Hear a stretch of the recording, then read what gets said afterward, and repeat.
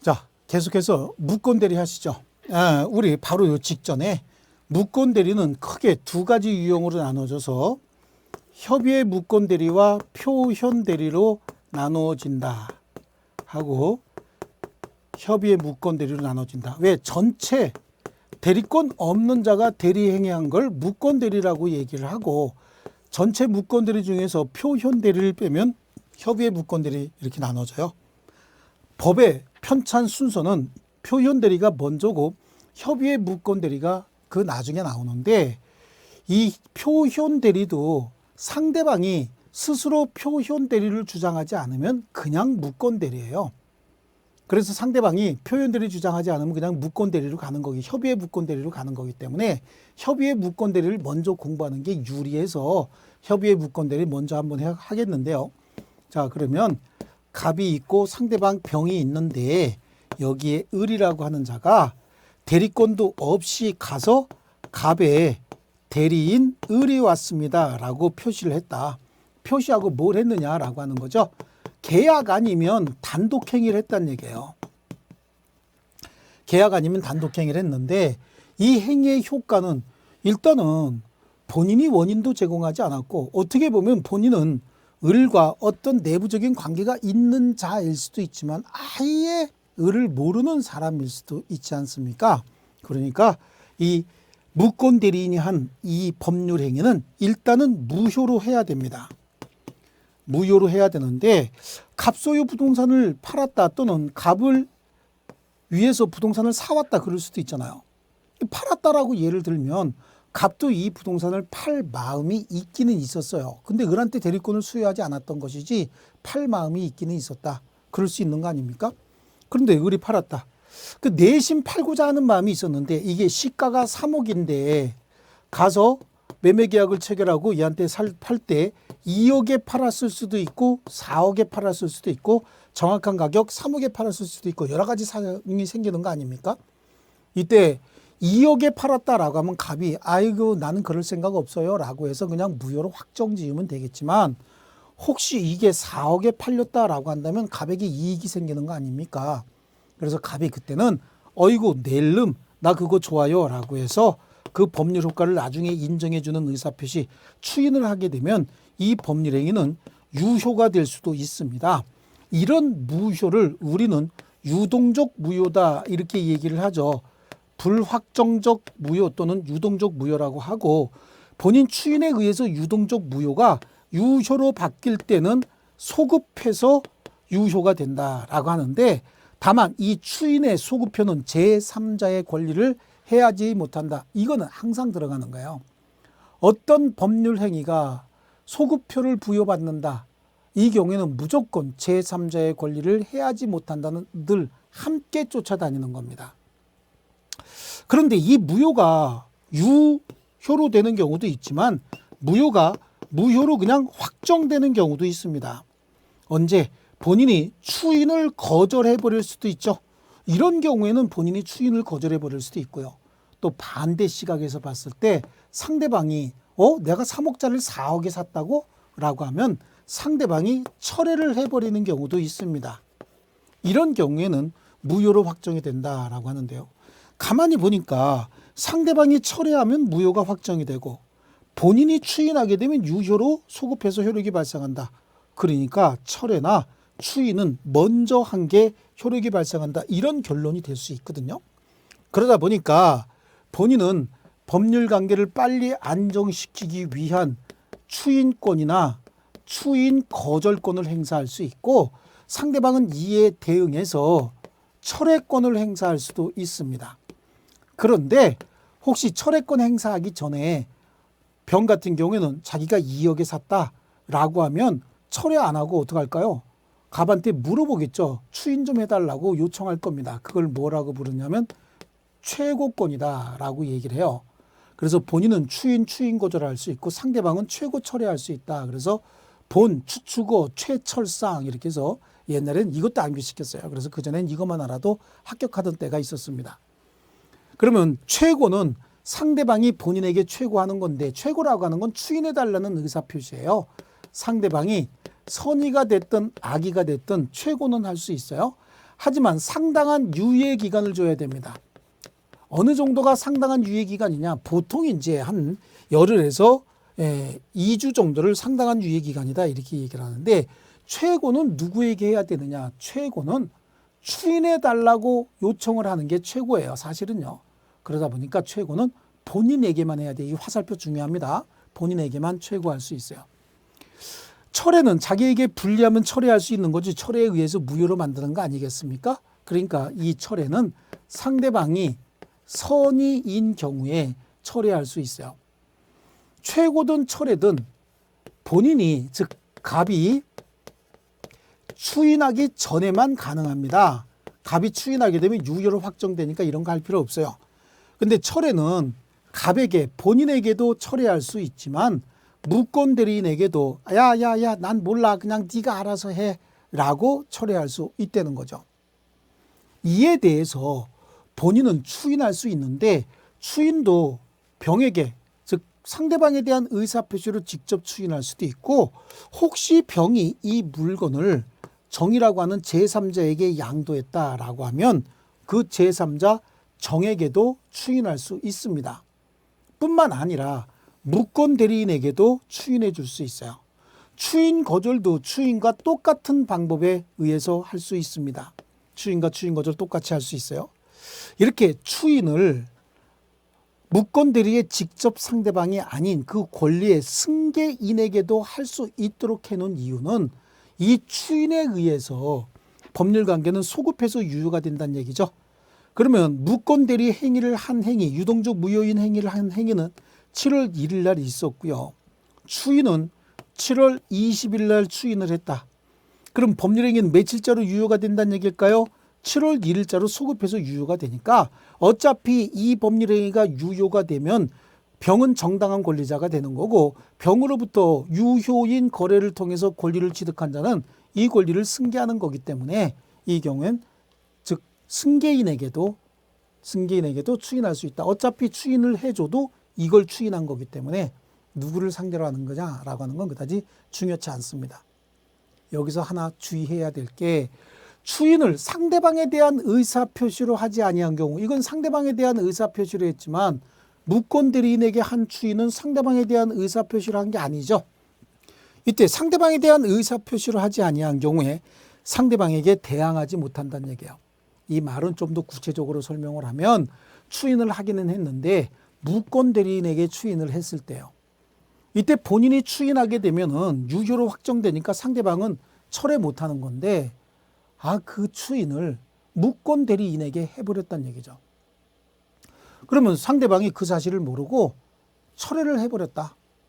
그러면 본인이 추인을 먼저 했음에도 불구하고 상대방이 모르고 철회하게 되면 철회의 효력이 먼저 발생한다. 상대방이 추인이 있음을 알면서 철회하면 안 된다는 얘기예요. 그건 선의니까요. 선의인 경우에 철회할 수 있는 거기 때문에요. 그래서 무권 대리라는 사실을 몰랐을 때도 철회할 수 있겠지만 추인이 있었다는 사실을 몰라야만 철회할 수 있어요. 그래서 그런 얘기가 나오는 거죠. 추인을 상대방에 대한 의사표시로 하지 아니한 경우에는 그 상대방에게 대항하지 못한다. 그러면 상대방이 철회하게 되면 추인을 무권 대리인에게 했기 때문에 철회의 효과가 먼저 발생할 수도 있다. 그런 얘기가 되는 거죠. 자, 그 다음에 하나 또 정리해야 될 게, 본인이 추인을 거절해 버렸답니다. 그래서 우리 민법 제135조에 무권 대리인이 상대방에게 책임을 져야 되는 법률관계를 정해놨는데, 이건 민법 제135조에 무권 대리인의 상대방에 대한 책임인데, 이때는 언제 발생하느냐? 본인의 추인 거절로 인해서 무권 대리가 무효로 확정됐을 때만 발생하는 법률관계인 거예요.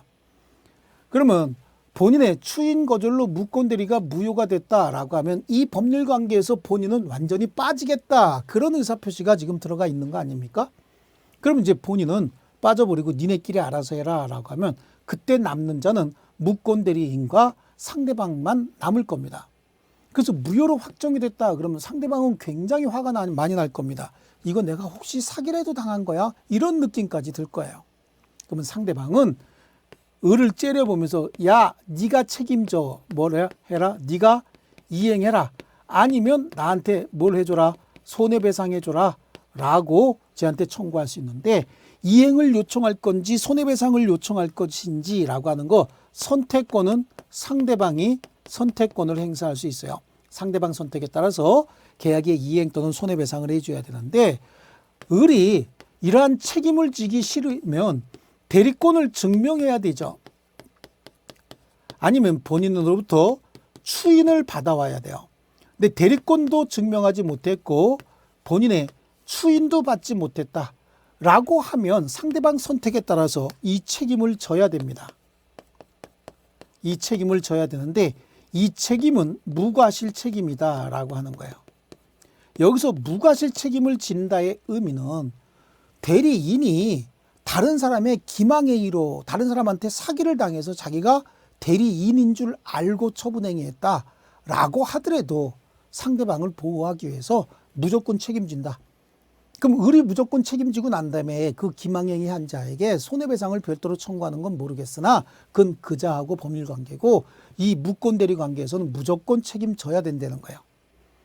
그런데 무조건 책임지지 않는 경우도 있습니다. 혹시 이 자가 제한 능력자였다는 겁니다. 미성년자였다라고 예를 들면 가장 좋겠죠. 제한 능력자였다라고 하면 이 책임지지 않습니다. 또 상대방이 악의 또는 과실이 있다라고 하는 거죠. 악의 또는 과실이 있다라고 하는 의미는 무권대리라고 하는 사실을 알았거나 알 수 있었다라고 하는 거예요. 그때는 책임지지 않습니다. 그래서 여기는 요 내용 헷갈리시면 안 됩니다. 본인의 추인 거절에 의해서 무효가 됐을 때다라고 하니까 당연히 표현 대리는 성립하지 않는 경우다라고 하는 거고요. 또 상대방이 악의 또는 과실이 있어야 된다. 만약에 상대방이 악의 또는 과실이 있으면 책임지지 않는다라고 했으니까 책임을 지려면 상대방은 어떤 상태다? 상대방은 선이면서 무과실일 때 책임을 물을 수 있다. 그리고 대리권 증명하지 못했어야 되고, 그 대리인이라고 하는 자는 제한 능력자가 아닌 행위 능력자였을 때 이런 책임을 물을 수 있다라고 하는 거죠. 이 협의의 무권 대리도 요거 한 판 가지고 다 해결이 됩니다. 요거 한 판, 요거 잠깐 중지해 놓으셨다가 요 내용을 다 적고 요 내용을 옆으로 펼쳐 놓으시면서 제가 이론 설명하는 걸 체크를 하시고 나중에 요거 그리는 연습을 하시면 분명히 이것도 한 문제 거의 나옵니다. 거의 나오기 때문에 특히 요거 화살표 같은 거 좀 주의하셔갖고 정리하셨으면 좋겠습니다. 잠깐 정리해 놓고, 잠깐 정지해 놓고 정리하시는 걸로 알고요. 저는 지우겠습니다. 자, 그래서 요거에 관한 이론을 다시 이제 우리 이론을 통해서 보기로 하겠습니다. 자, 그래서 다음 페이지 보니까 협의의 무권대리예요. 무권대리 중 표현대리가 아닌 경우를 협의의 무권대리다라고 하는 거고요. 먼저 계약의 무권대리, 단독행위의 무권대리는 거의 없는 일이에요. 그래서 계약의 무권대리다라고 해서 대리권 없는 자가 타인의 대리인으로 한 계약은 무효인데 본인이 이를 추인하지 아니하면 본인에 대해서 효력이 없다. 그러니까 무효란 얘기죠. 여기서 추인하지 아니하면 효력이 없다. 그러면 반대 해석하면 추인하면 효력이 있다라고 하는 거죠. 그래서 본인의 추인권이요. 그래서 본인에 대해서 아무런 효력이 없으나 본인이 추인하면 계약시로 소급해서죠. 대리 효과가 발생을 한다. 소급표는 제3자의 권리를 해하지 못한다라고 하는 거고요. 이렇게 추인을 한다는 얘기는 대리행위의 효과를 본인에게 귀속시키겠다라고 하는 의사표시인 것이지, 추인했다고 해서 사후에 대리권을 수여한 행위가 아니다라고 하는 거죠. 형성권이다라고 하는 거, 추인 형성권이잖아요. 동철, 취해, 지면, 추상할 때 그 형성권이다라고 하는 거고요. 이건 중요한 게 아니라 사후 대리권 수요 행위가 아니다. 그래서 사후에 추인했다고 해서 이 말은 뒤에 말이 빠져 있는 거예요. 사후에 대리권 수요가 아니기 때문에 추인했다라고 해서 무권 대리가 유권 대리로 전환되는 거 아니란 얘기죠. 예, 그래서 이렇게 무권 대리가 유권 대리로 전환되는 것은 아니다라고 하는 거고요. 그러면 추인은 어떻게 해야 되느냐라고 하는 거죠. 추인 또는 거절의 의사표시는 상대방에게 해야 되는데, 물론 추인 또는 거절의 의사표시 우리 화살표 세 군데로 나갔었잖아요. 이렇게요. 세 군데로 나갔는데 그 추인 또는 거절의 의사표시, 요거는 상대방에 대한 의사표시를 한 거였죠. 그 상대방에 대해서 하지 않으면 그 상대방에게 대항하지 못한다. 원래 먼저 추인하게 되면 상대방은 처리할 수 없는데, 예, 상대방의 무권 대리인에게 이때 얘한테 추인을 하는 바람에 상대방이 그 사실을 모르고 철회하게 되면 철회의 효력이 먼저 발생한다라고 하는 의미가 이 안에 내포되어 있고요. 그러나 상대방이 그 사실을 알았다. 즉 상대방이 선의인 경우에만 대항하지 못하는 거예요. 상대방이 추인이 있었음을 미리 알았을 때는 철회하지 못한다라고 하는 거죠. 이 추인의 의사표시도 우리 민법상 의사표시는 전부 명시, 묵시 다 가능해요. 분류식행이다라고 해서. 그럼 어떤 게 추인이냐라고 해서 미리 나오는데, 무권 대리인이 매매계약을 체결했는데 그 매매대금을 본인이 일부라도 수령을 했다 라고 하면 이거는 당연히 추인으로 봐야 되겠죠. 수령을 했다라고 하면요. 자, 그리고 단지 무권 대리가 있었음을 알고 아무 조치를 취하지 않고 방치했다. 그렇다고 해서 추인으로 볼 수 있느냐? 아니란 얘기예요. 무권 대리에 대해서 본인이 이의를 제기하지 않고 장기간 방치해줬다는 사실만으로 추인으로 볼 수는 없다. 왜냐하면 무권 대리는 그대로 놔두면 뭡니까? 무효 아닙니까? 그러니까 본인이 그 사실을 알고 나는 그냥 놔둬도 무효인데 뭐 괜히 개입하고 싶지 않아 라고 해서 아무런 언급을 하지 않고 방치해두는 경우도 있죠. 그래서 그때는 추인으로 볼 수 없다라고 하는 거예요. 그래서 뭐 형사 책임을 수반하는 무권 대리 행위에 의해서 권리를 침해받은 자가 어차피 형사 고소하지 않아도 나는 권리를 침해받았지만 내가 무권 대리에 대해서 추인하거나 아니면 추인 거절하거나 이런 거 하지 않으면 그냥 무권 대리는 유동적 무효지만 무효 아닙니까? 본질적으로 특별하게 구체적인 손해는 발생하지 않을 겁니다. 그래서 침해 사실을 알고도 장기간 형사고소나 민사소송을 하지 않고 있다. 그럼 현재 무효로 그냥 가겠다라고 하는 거 아니겠어요? 그런 사실만 가지고 묵시적인 추인이 있다고 단정할 수는 없다라고 하는 거고요. 자, 그러면 추인을 할 때는 어떻게 해야 되느냐라고 하는 거예요. 무권 대리 행위를 추인할 때는 그 전부에 대해서 해야 되고 일부에 대해서 추인하거나 내용을 변경해서 추인했을 때는 상대방의 동의를 얻지 않는 한 이는 무효가 된다. 상대방의 동의 없으면 무효가 된다라고 하는 거죠. 그래서 추인을 할 때는 즉 3억 원짜리 물건을 2억 원의 매매 계약이 체결이 됐다라고 할 때 그 3억 원짜리 물건을 2억 원의 매매 계약한 걸 추인하려면 그냥 2억 원 줬습니다라고 추인해야지 거기다가 조건을 붙이거나 변경을 가해서 자 추인을 하긴 할 텐데요. 2억 원이 아니고 3억 원에 추인하겠습니다. 이거는 상대방이 동의해 줘야 된다. 그런 의미가 들어가 있는 거고요. 그러면 추인은 화살표 세 군데로 나갔죠. 네, 그다음에요. 추인의 효과입니다. 다른 의사표시가 없는 때는 계약시로 소급해서 효력이 발생하는데 이런 얘기 나오면 소급이 나오면 항상 제3자의 권리를 해하지 못한다는 얘기가 항상 나와요. 그래서 제3자의 권리를 해하는 경우에는 그 소급표가 인정되지 않는다라고 하는 거죠.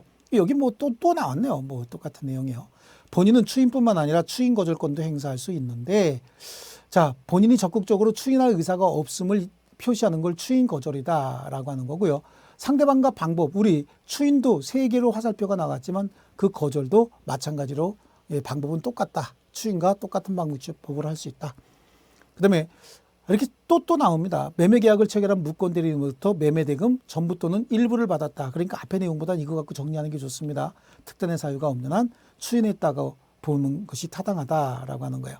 또 하나 무권 대리인이 차용한 금원의 금전의 변제 기일에 채권자가 본인에게 변제를 독촉하면 본인이 추인 거절하고 싶으면 아니 왜 나한테 말씀을 하십니까? 돈을 빌린 게 내가 아닌데 그 무권 대리인 걔한테 가서 얘기하세요 라고 얘기를 해야 되는데 그때 본인이 한 3개월만 여유를 좀 주세요 라고 유예를 요청했다. 그렇다는 얘기는 3개월 후에 못 갚어라고 얘기하겠다 그런 뜻이 아니죠. 3개월 후에 대신 갚아주겠다라고 하는 말이 이 안에 들어가 있는 거예요. 이거는 무권들이 추인으로 봐야 되겠다라고 하는 거고요. 뭐 나머지 추인의 효력을 인정하지 않는 경우 이거 한번 보시면요. 자가 이건 이제 아들 얘기하는 거죠. 자식이 부소유예라고 해서 이거는 조금 이렇게 한자로 여기 좀 써주면 좋겠습니다. 자가 부소유의 부동산을 매도한 사실에 대해서 매수인이 아들을 고소하겠다고 하니까 아버지가 매매대금에 해당하는 돈을 돌려주겠다. 매매대금에 해당하는 돈을 돌려주겠다는 얘기는 계약 유지하기 싫다 그런 얘기죠. 그러면서 해약을 요청했다. 자, 그러면 그 기일의 연기를 구했다라고 하는 사실만으로 부가 자의 무권대리 행위를 추인한 것이라고 단정할 수는 없다라고 하는 거죠. 자, 내가 매매 대금에 해당하는 돈을 지금은 없지만 한 달만 여유 주면 제가 갚아드릴 테니까 계약을 좀 해지합시다라고 얘기했어요. 이 사람이 기간을 연기해달라는 얘기는 계약을 해약할 수 있는 돈을 마련하겠다라고 하는 취지였잖아요. 그러니까 이 경우에는 무권대리 추인이라고 볼 수 없다. 나는 계약을 유지할 생각이 없다. 그런 의사가 전달이 된 거 아닙니까? 좋습니다. 그 다음에 앞에서 봤듯이 이거는 이제 장기간 형사고소하지 않거나 민사소송을 하지 않았다라고 하는 거예요. 예, 그렇다고 해서 추인이 있었다고 볼 수는 없는 것이고요. 무권대리의 상속의 문제가 발생을 하게 되는데, 자, 무권대리인이 나중에 본인을 상속하는 경우가 이제 발생을 할 수 있어요. 주로 이제 아들이 아버지 소유의 여러 개 부동산 중에서 아들이 하나를 훔쳐다가 매매하죠. 갑의 대리인 을이 왔습니다 라고 해서 매매를 합니다. 매매를 하는데 이 행위할 때 얘한테는 대리권이 없었다는 얘기죠. 없었으면 이 행위에 대해서 본인은 이 행위를 추인하거나 또는 추인을 거절해 버릴 수 있는 권한이 있잖아요. 근데 이제 문제는 이 부동산의 가액이 30억짜리인데 매매할 때는 급하게 아버지 몰래 파느냐고 20억에 매매를 했어요. 매매를 했는데 이러한 법률 관계가 형성되는 과정에서 아버지가 돌아가십니다. 돌아가시니까 아버지의 지위를 얘가 승계하는 거죠. 아버지의 지위를 승계했다는 얘기는 재산권 다 승계가 되는 거 당연한 것뿐만 아니라 포괄 승계이기 때문에 추인 거절권도 이렇게 승계가 되는 거죠. 이렇게 아버지 돌아가셔서 자기가 직접적인 권리자가 되고 나니까 30억짜리를 20억에 매매했다라고 하는 게 영 마음에 안 들죠. 아버지 거 30억짜리 20억에 매매할 때는 아버지한테 좀 미안하지만 내 거를 30억짜리를 20억에 매매한다. 이거는 있을 수 없는 일이 생겼다. 이렇게 생각을 한 거예요. 그래서 국리 끝에 나는 아버지의 재산권만 승계받은 게 아니라 추인 거절권도 승계받았기 때문에 아버지가 행사할 수 있는 추인 거절권은 내가 하겠다라고 해서 추인 거절의 의사표시를 했는데 이거는 쥐가 한 법률행위 나중에 사정이 바뀌었다라고 해서 일구이연하고 있는 거죠. 이거는 금반원의 원칙상 우리 신의성실의 원칙 중에 일구이연하지 말라는 원칙이 있는데 그걸 금반원의 원칙이다 이렇게 얘기하거든요. 금반원의 원칙상 이거는 인정할 수가 없다라고 하는 거예요. 그래서 이행해 주라 그런 취지인 것이죠. 그래서 무권대리와 상속에 무권대리인이 본인을 상속한 경우 그래서 무권대리인은 을의 지위에서 추인을 거절할 수 있는가라고 하는 문제에 대해서 을은 갑의 무권대리로서 135조 1항 규정에 의하여 매수인인 병에게 부동산에 대한 소유권 이전 등기해 줄 의무가 있으므로 그러한 지위에 있는 을이 갑으로부터 부동산을 상속받아 이행이 가능한 시점에서 얘는 이제 병이 이 부동산을 사서 정에게 소유권 이전 등기까지 된 거거든요. 이때 을이 나는 이 행위를 추인 거절했으니까 이게 무효가 되고 그럼 이것도 무효가 되니까 되돌려놔라라고 주장했던 사건인 거예요. 여기에 대해서 정 앞으로 격려된 소유권 이전 등기가 무효 등기라고 주장해서 그 등기의 말소를 청구하는 것은 부동산 점유로 인한 청구하면서 부동산 점유로 인한 부당이득 반환 여기가 점유하고 있는 기간 동안에 취한 이득까지 다 돌려달라고 하는 거 이거는 금반원의 원칙이나 신의성실의 원칙에 반하여 허용할 수 없다라고 하는 거예요. 그러니까 결국은 자기가 팔 때도 지 입으로 자기가 대리권 없이 팔았어요. 이때 갑이 추인 거절하는 건 모르겠으나 갑이 돌아가시고 난 다음에 자기가 이행이 충분히 가능한 상태에서 갑의 지위를 악용을 해서 추인 거절권 행사하는 건 일구이연하는 거죠. 일종의 배임행위다 이렇게 보고 있는 겁니다. 본인이 무권대리인을 상속한 경우 이거보다는 이제 우리 앞에 있었던 요거 무권대리인이 본인을 상속한 경우 요걸 좀 보시기로 하고요. 그 다음에 상대방의 최고권이죠. 자, 상대방 최고할 수 있는데 자, 요 부분에 대해서는 요거 지금 우리 잘못 들어간 거예요. 그래서 제가 밑에다가 보충을 해 놓은 겁니다. 요건 전부 지우셔야 됩니다.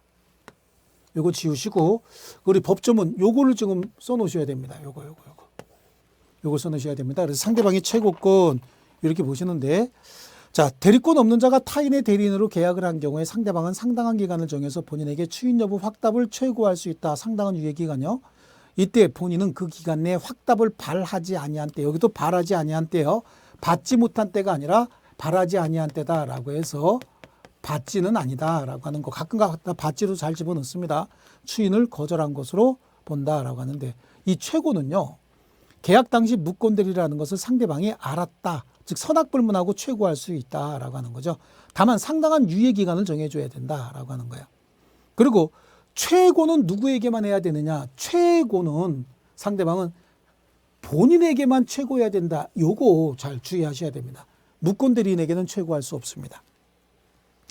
자, 그래서 선악불문하고 최고할 수 있고, 그러면 상대방의 철회권이다라고 하는 거. 상대방 철회도 할 수 있는데 134조 상대방의 철회권에 대리권 없는 자가 한 계약은 본인의 추인이 있을 때까지 상대방은 본인이나 대리인에 대해서 일을 처리할 수 있다. 여기도 보니까 본인에게도 대리인에게도 처리할 수 있다고 나와 있죠. 그러나 계약 당시 상대방이 대리권 없음을 안 때는, 대리권 없음을 안 때란 얘기는 상대방이 악의인 때다, 그런 얘기잖아요. 이때는 철회할 수 없다라고 얘기를 합니다. 그 철회권이 인정되지 않는다라고 하는데, 만약에 철회하게 되면은 이 무권 대리는 무효로 확정이 된다라고 말씀을 드렸죠. 여기서 상대방의 철회권 이렇게 붙고요. 자, 이렇게 철회를 하게 되면은 본인의 추인 거절이 있게 되면은 무권 대리는 상대방에게 책임을 져야 된다. 그것까지 칠판에 같이 그려드렸었죠. 자, 그러면 135조 다른 자의 대리인으로 계약을 맺은 자가 대리권을 증명하지 못하고 본인의 추인도 받지 못하면 상대방 선택, 요거 주의하셔야 됩니다. 상대방 선택에 따라서 계약의 이행 또는 손해배상을 책임이 있는데, 대리인으로 이제 책임을 진다라고 하는 게 135조 1항이고, 맺은 자에게 대리권이 없다는 사실을 상대방이 알았거나 알 수 있었을 때, 또는 대리인으로 계약을 맺은 자가 제한 능력자일 때는 1항을 적용하지 않는다는 얘기는 책임지지 않는다라고 하는 거죠. 책임 발생의 요건, 이건 상대방이다. 지금 우리 뭐 앞에서 다 본 내용이고, 이때 무권 대리인의 고의 과실을 요건으로 하지 않는다. 무권 대리인이 책임질 때, 따라서 일종의 무과실 또는 법정 책임이다라고 하는데, 무과실 책임이면서 법정 책임이다라고 해야 돼요. 이 말은 사기를 당했다, 그래서 무권 대리 행위를 했다라고 하더라도 책임을 진다라고 하는 거죠. 그래서 여기에 무권 대리인의 상대방에 대한 책임은 무과실 책임이다라고 해서 무권 대리 행위가 제3자 기망이나 위조 문서 등에 의해서 이루어졌다라고 하더라도 책임이 부정되지 않는다. 그러면 손해배상을 해야 할 때 손해배상의 범위는 어디까지로 할 것이냐? 그럼 이행 또는 손해배상이라고 그랬잖아요. 이행 대신 손해배상하는 거니까 그때 그 이익은 이행이익을 배상해야 된다라고 하는 정도고요. 자, 무과실 책임이다라고 해서요. 네, 이 경우에도 책임이 부정되지 않는다. 또 이제 나왔어요. 앞에 나와 있는 거죠. 이때 본인과 무권 대리인 사이의 관계, 이거 크게 중요치 않습니다. 이 내용 특별히 보실 거 없고요. 그 다음에 단독행위의 무권 대리는 상대방이 있는 단독행위와 상대방 없는 단독행위인데, 상대방 있는 단독행위는 단독행위지만 상대방이 있다라고 하니까 이거는 등장인물이 병도 있고 을도 있으니까 이거는 계약의 무권 대리에 관한 규정 그대로 준용하면 되는 거예요. 그래서 이 경우에는 상대방이 있는 단독행위는 전 6조의 규정을 준용을 한다라고 얘기를 해요. 그런데 상대방 없는 단독행위에 대해서는 136조에 아무런 규정이 없거든요. 그러니까 이거는 그냥 계약의 무권 대리에 관한 규정을 준용한다. 그럼 그냥 끝나는 거고 더 이상 볼 거 없고, 여기서 봐야 될 건 상대방 없는 단독행위를 무권 대리인이 했을 땐 절대적으로 무효다라고 하는 거죠. 그럼 상대방이 없는 단독행위다라고 하는 건 유언, 유증, 재단법인 설립행위예요. 그래서 여기 이제 재단법인 설립행위 이런 내용 가지고 주로 이제 많이 문제를 내는 거죠. 그 다음에 소유권과 점유권, 소유권, 점유권의 포기, 이런 것들을 무권 대리인이 했다. 그럼 무조건 무효다라고 접근하셔야 됩니다.